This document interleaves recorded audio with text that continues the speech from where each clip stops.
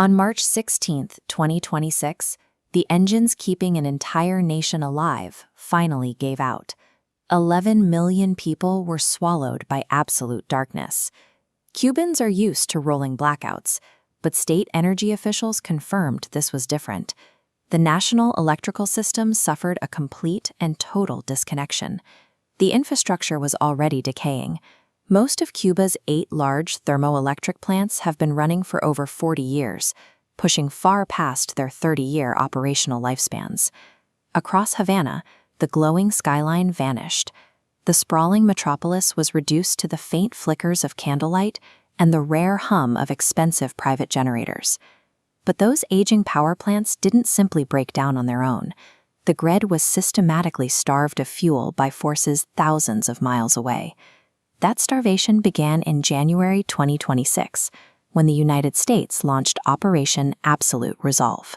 American forces intervened in Venezuela and captured President Nicolás Maduro, instantly severing the subsidized oil deliveries that kept Cuba running. Then, the second Trump administration tightened the grip with Executive Order 14380.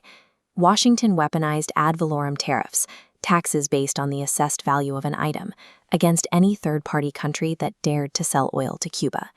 This animated chart shows the immediate impact of that policy.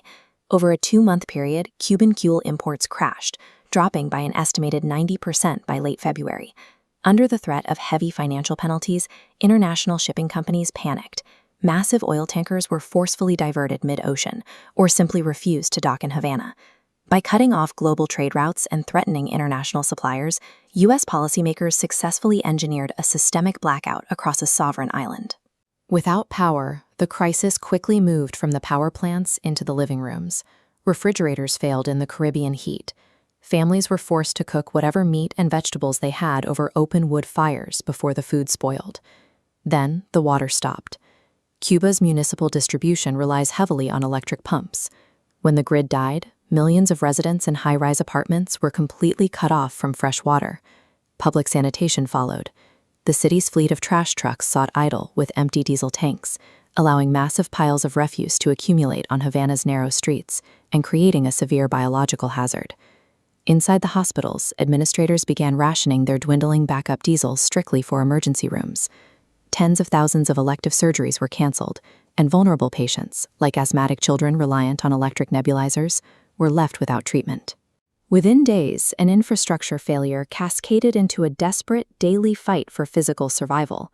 Hungry and entirely in the dark, public anger boiled over.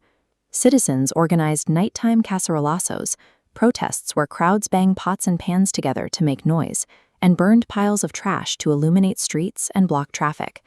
On March 14th, the frustration escalated into direct action in the town of Morón. Demonstrators took to the streets and set fire to a local Communist Party office. During those protests, state police arrested 16-year-old Jonathan Muir. He quickly became the human face of a civilian uprising driven by sheer desperation. Today, Jonathan is locked in a unit of the Technical Department of Investigations under inhumane conditions. Outside, his family faces daily surveillance, threats, and harassment by state security for speaking out.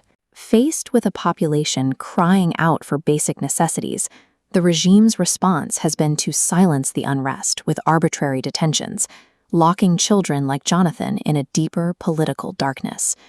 Yet the isolation is not absolute. On March 21st, a global humanitarian mission known as the Nuestra América Convoy arrived in Havana, directly defying the U.S. blockade. The convoy delivered 20 tons of critical supplies to the island. They brought food, desperately needed medicine, and off-grid solar panels to bypass the dead power grid. The mission drew heavy global attention, organized by humanitarian groups from over 30 countries, and joined by high-profile international figures like British politician Jeremy Corbyn. The arrival of these ships proves that international solidarity can still pierce a geopolitical siege, offering a lifeline when governments refuse to act. Ultimately, the true victims of this crisis are the 11 million Cuban civilians caught in the crossfire. They are trapped between a superpower's devastating economic warfare and a local regime's authoritarian repression. Jonathan Muir sits in a cramped, dark cell, waiting for his freedom, while an entire nation waits in the dark for a basic standard of living. We cannot ignore their captivity.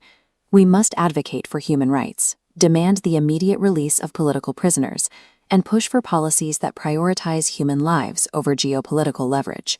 We will stand with the Cuban people, keeping their stories in the light until the power is finally restored.